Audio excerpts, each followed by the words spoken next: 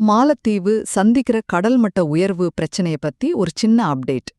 உலகத்திலேயே ரொம்ப தாழ்வான நாடு மாலத்தீவு. இப்போ புவி வெப்பமயமாதலால அந்த நாடு கடல்ல மூழ்கிற ஒரு பெரிய அபாயத்துல இருக்கு. யோசிச்சு பாருங்க, மாலத்தீவோட சராசரி உயரமே வெறும் 1.5 மீட்டர் தான். அதாவது நம்ம வீட்டு டைனிங் டேபிள் உயரம். விஞ்ஞானிகள் என்ன சொல்றாங்கன்னா, 2100க்குள்ள கடல் மட்டம் 1 மீட்டர் உயர்ந்தா கூட அந்த நாட்டோட 80% பகுதி தண்ணிக்குள்ள போயிடும். அது மட்டும் இல்ல, 2050க்கு அப்புறம் அடிக்கடி வர்ற வெள்ளம், குடிநீர் பற்றாக்குறை காரணமா அங்க வாழவே முடியாத சூழல் உருவாகலாம். ரெண்டாவதா, இத சமாளிக்க மாலத்தீவு என்ன செய்யுது? அவங்க ஹுல்கு மாலை மாதிரி உயரமான செயற்கை தீவுகளை உருவாக்குறாங்க. இருக்கிற நிலத்தோட உயரத்தை அதிகப்படுத்துறாங்க. பாதுகாப்புக்கு கடல் சுவர்களையும் கட்டுறாங்க.